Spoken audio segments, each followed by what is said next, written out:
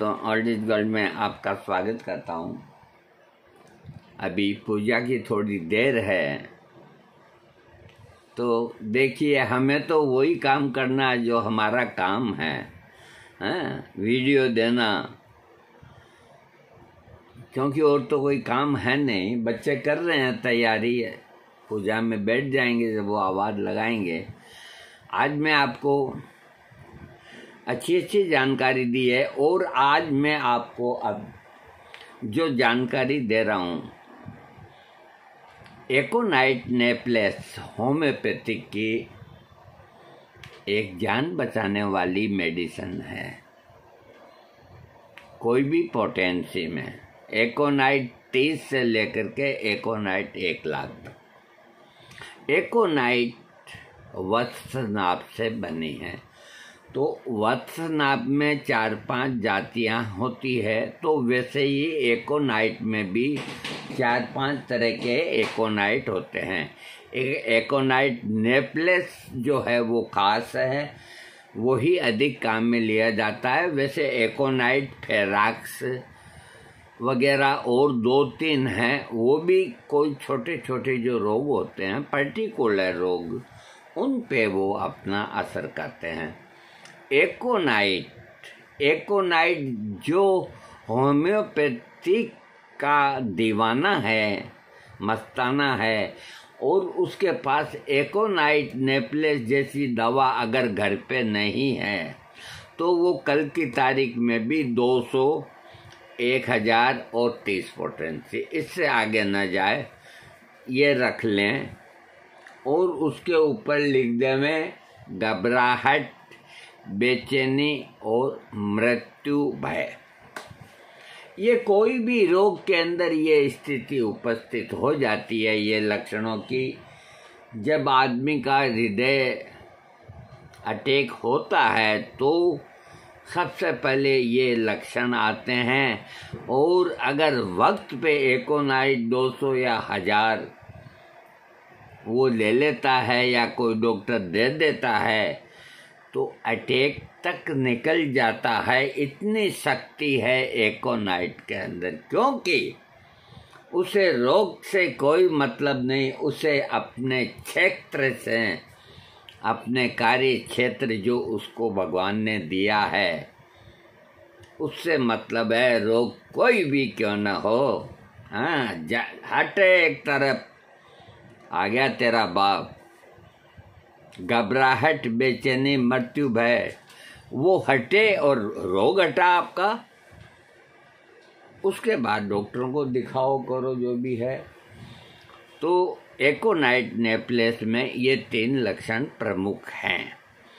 अब ये जो 3 लक्षण हैं, ये एकोनाइट नेप्लेस में हैं, और इसके अलावा ये लक्षण रस्टॉक्स के अंदर भी हैं। घबराहट, बेचैनी और मृत्यु भय एकदम से होता है। वो एकोनाइट का रोगी बलिष्ठ होता है, बिल्कुल निरोग होता है, और उसमें ये तीनों लक्षण प्रकट होते हैं। रस्टॉक्स का पेशेंट थोड़ा कमज़ोर होता है, उसको एकदम ये लक्षण प्रकट नहीं होते, थोड़ा धीमा होता है, और इसके रस्टॉक्स के जो घबराहट, बेचैनी और मृत्यु भय जो पैदा होता है, वो कोई नाजुक अंग से इतना संबंधित नहीं होता। वो अधिकतर वात व्याधि के अंदर या बुखार के अंदर, इस तरह की तकलीफ़ों के अंदर तीनों लक्षण पैदा होते हैं।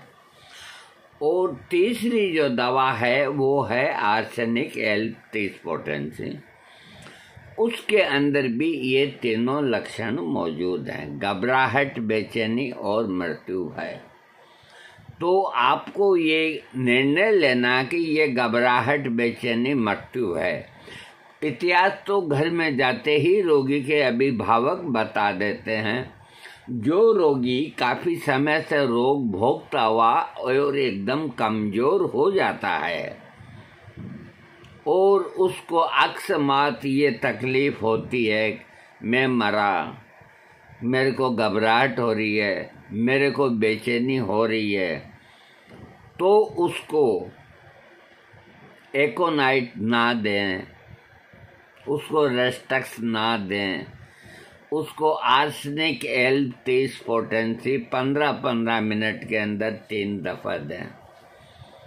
उसका रोग भी ठीक होगा और उसकी घबराहट, बेचैनी, मृत्यु भय ठीक होगी। लेकिन वो रोगी जो आर्सेनिक का है वो बलिष्ठ नहीं होता। उसके शरीर में जो तकलीफ है उसकी वजह से उसको घबराहट, बेचैनी और मृत्यु भय होता है, तो वो तकलीफ उसको काफ़ी समय से है और उसके भीतरी अंगों के अंदर वो समा चुकी है। उसमें इतनी शक्ति नहीं होती रोगी के अंदर कि वो कहीं जाकर के खुद डॉक्टर को दिखाए। एकोनाइट का रोगी चला जाता है, रेस्टॉक्स का रोगी भी हिम्मत करके चला जाता है, आर्सेनिक का रोगी बहुत वीक होता है, दुबला होता है, पतला होता है, उसमें ताकत नहीं होती। लेकिन आर्सेनिक का रोगी सफाई पसंद होता है। अगर कैलेंडर लगा है, अब तो कैलेंडर का वक्त गया, और वो हवा से अगर यूँ उल्टा हो गया है और आर्सेनिक पेशेंट उस कमरे में है, आपके पिता हो, माँ हो या कोई भी हो, भाई हो, तो वो एक रट लगाता है, कोई आओ, कोई आओ, कोई आओ। अरे भाई क्या काम है, खाना खिला दिया और खिला दिया, तो कोई ना कोई जाता है कि बोलो क्या है काम, कि ये कैलेंडर है, इसको है जो सही कर दो, कि ये आपको क्या खाने को मांगता है, हम फिर कर देते। रट क्यों लगा रखी आपने कि आओ आओ आओ आओ, कि मुझको ये अच्छा नहीं लगता, इसको उल्टा कर दो। तो आर्सेनिक पेशेंट सफाई पसंद होता है, उसकी चादर और उसका तकिए की खोली मैली नहीं होनी चाहिए, वो उसको अच्छी नहीं लगती। जबकि एकोनाइट और रेस्टॉक्स के अंदर ये लक्षण है ही नहीं। तो आर्सेनिक का पेशेंट तो बिल्कुल अलग होता है और उसकी घबराहट और बेचैनी और मृत्यु भय रोग भोगने की अवस्था में होता है। तो उस वक्त अगर आर्सेनिक मिल जाए तो प्राण बच जाते हैं, न मिले समय पे तो वो भगवान न करे मौत के गोद में सो जाता है। रेस्टक्स में ऐसा नहीं होता, क्योंकि रेस्टक्स में घबराहट, बेचैनी और मृत्यु है वो है जो वात व्याधि से अधिक रिलेटेड होती है, तो उसमें इतना नहीं होता, उसको रेस्टक्स दे दीजिए। लेकिन एकोनाइट के अंदर फौरन मर जाने का भय होता है। वो क्यों होता है वो मैं आपको बताता हूँ। वो शरीर में पहले से कोई रोग लेकर के नहीं होता। एकोनाइट का रोगी अगर सड़क पे जा रहा है और उसके सामने कोई बहुत बड़ा एक्सीडेंट हो गया, तो उसकी घबराहट बढ़ करके, बेचैनी बढ़ करके, अरे मैं मरा, अरे मर तो कोई गया है, और वो ज़्यादा घबरा जाता है और इस घबराहट के अंदर कभी कभी हृदय की धड़कन रुक जाती है। तो एकोनाइट का जो भी रोगी है वो फ्रेश है, वो नवीन है, वो बलिष्ठ है। बलिष्ठ का मतलब नहीं पहलवान है, ये नहीं, वो निरोगा है और वो कोई वजह से उसके शरीर के अंदर ये लक्षण एकदम से प्रकट होते हैं, घबराहट, बेचैनी और मृत्यु भय। तो तुरंत वो एकोनाइट चाहे 30 की या 200 की एक खुराक ले ले, तो उसकी ये घबराहट और बेचैनी, मृत्यु भय निकल जाएगी उसके सर से। और दूसरी बात ये कि एकोनाइट जो है कि उसके अंदर, अब मान लो किसी को अचानक हृदयाघात होता है, वो भी अचानक ही होता है हृदयघात। एकदम आदमी निरोगा है और हृदयघात उसको अटैक का दौरा पड़ता है। इसके पहले वो आदमी बिल्कुल निरोगा था और उसकी धमनियों ने काम नहीं किया या जिस वजह से, तो उसको एकदम से घबराहट और बेचैनी और मृत्युभय होता है। और ऐसी घबराहट होती है कि वो चिल्लाने लगता है कि मैं मरा, मेरे को घबराहट हो रही है, मेरे को बेचैनी हो रही है, मेरे को तुरंत डॉक्टर के पास ले जाओ, मैं गया, उसको बुलाओ। इस कदर एकदम बलिष्ठ आदमी के अंदर अगर ये लक्षण पैदा होते हैं तो एकोनाइट उसके अटैक को आउट कर देता है। उसके बाद उसकी ईसीजी हो जाती है और भगवान उसको जीवन दान दे देते हैं, डॉक्टर उसको जीवन दान दे देते हैं।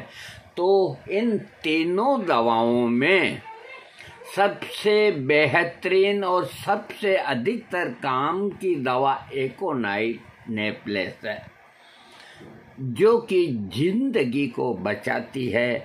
इसका रोग अचानक ही आता है और ये घबराहट, बेचैनी और मृत्यु भय ये एक हार्ट से ही नहीं,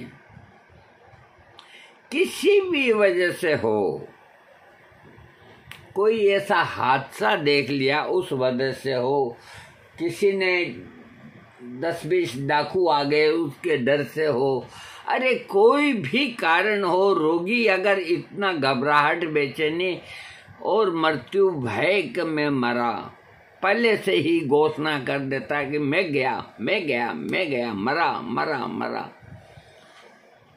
ऐसे लक्षण जिनका ब्लड प्रेशर यकायक बढ़ जाता है उनको भी होते हैं। ये नहीं कि नए रोग में ही एकोनाइट काम करता है, नो, एकोनाइट नए में भी काम करता है, पुराने से भी काम करता है। नया पुराने से कोई लेना देना नहीं। तो एकदम बीपी बढ़ता है आदमी का तो वो यही शब्द बोलता है, मैं मरा, मैं गया, मैं मर गया, मेरे को अब कोई नहीं बचा सकता। एकोनाइट देने से, एकोनाइट कोई ब्लड प्रेशर की दवाई नहीं है, लेकिन अगर उसको एकोनाइट 200 उस वक्त मिल जाता है, उसकी घबराहट और बेचैनी, मृत्यु भय कम हो जाते हैं। और डॉक्टर चेक करता है तो जो बीपी इसके पहले परिवार वालों ने चेक किया और इतने में डॉक्टर आ गया, चेक करता है तो 20 पॉइंट कम मिलेगा। अरे 20 पॉइंट कम होते तो घबराहट, बेचैनी कम हो गई। फिर उसकी जो दवा है वो उसको खानी चाहिए, डॉक्टर और कोई लिखे कि वो करना चाहिए। तो एकोनाइट को समझने के लिए ज़्यादा दिमाग लगाने की ज़रूरत नहीं है, इसके खास लक्षणों को देखना चाहिए।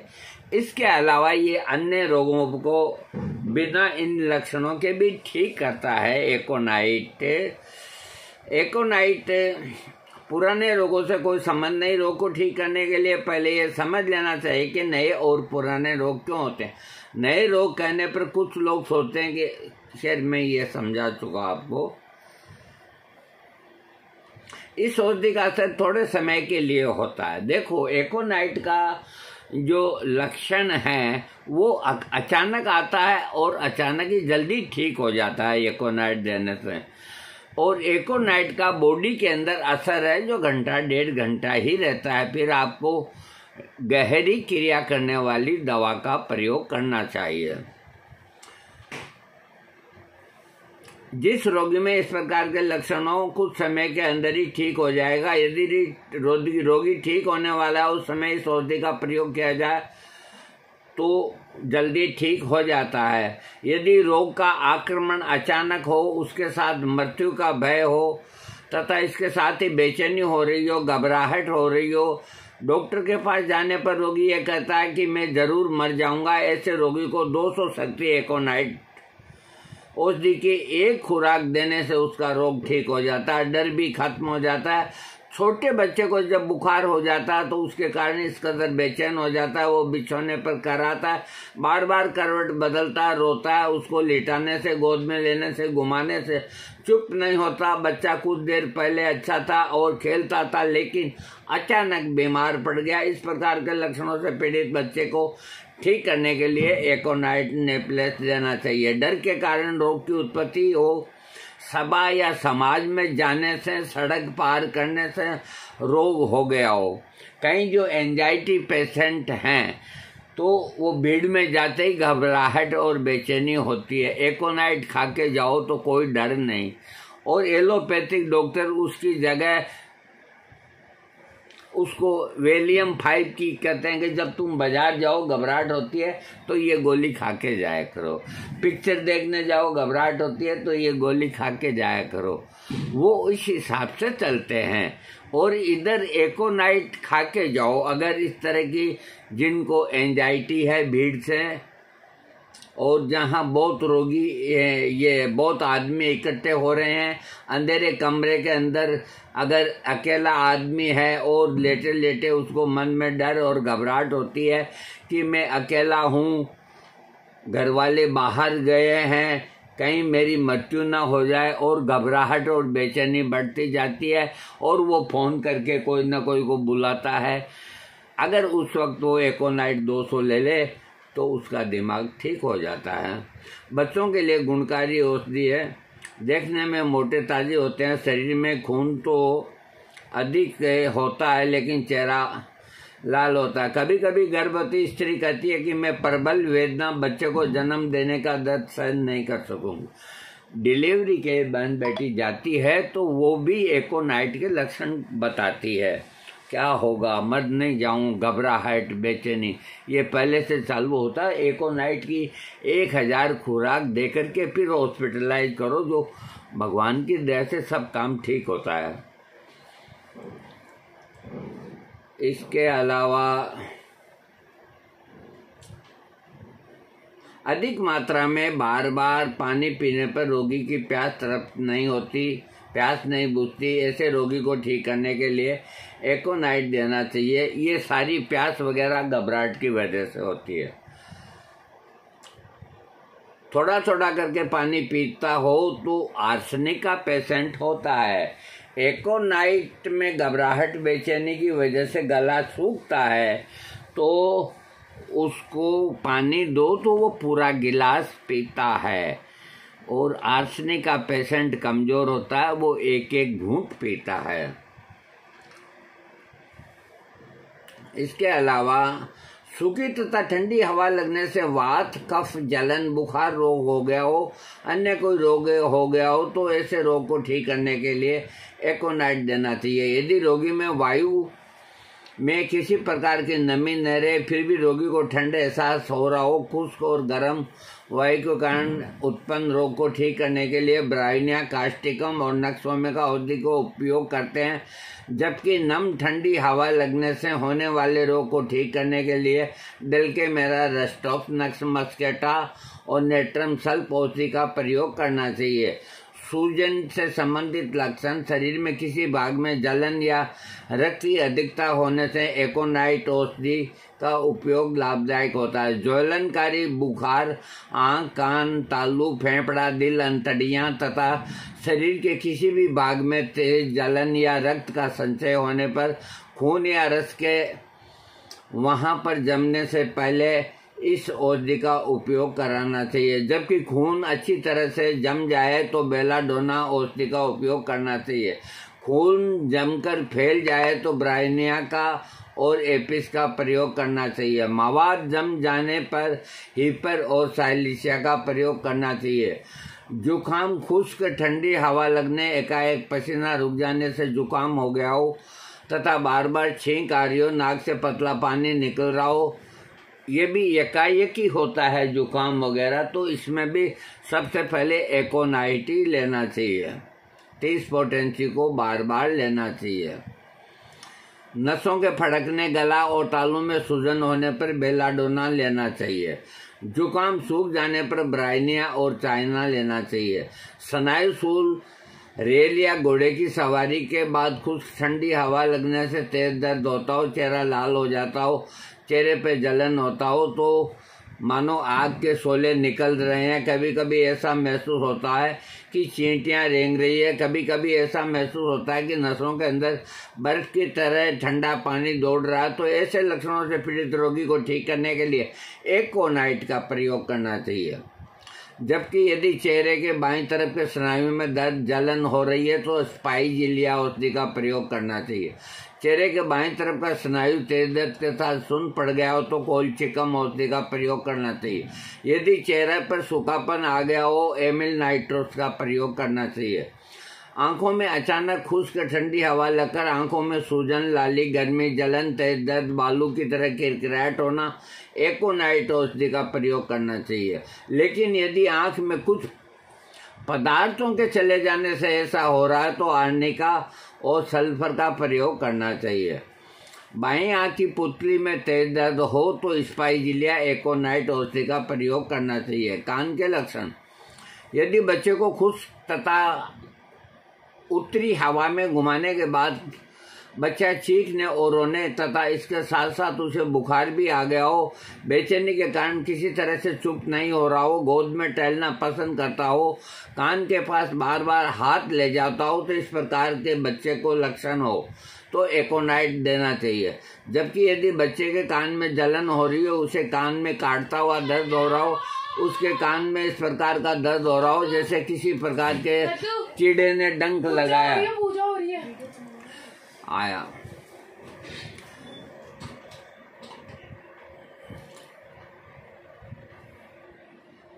देखिए, कुल मिला के एकोनाइट को मैंने आपको जो शुरू में समझाया है वो बहुत है। और तो कोई भी नया रोग किसी भी अंग में शरीर में अचानक होता है, जुकाम, कान का दर्द, नाक का दर्द, दांत का दर्द, आंतरिक कोई भी, तो सबसे पहले एकोनाइट लीजिए। और अगर उसके साथ घबराहट, बेचैनी, मृत्यु भय है तो एकोनाइट दवा है ही है। दोस्तों, वीडियो को जरूर सब्सक्राइब करें। थैंक्स। दीपावली की ढेरों शुभकामनाएं आपको।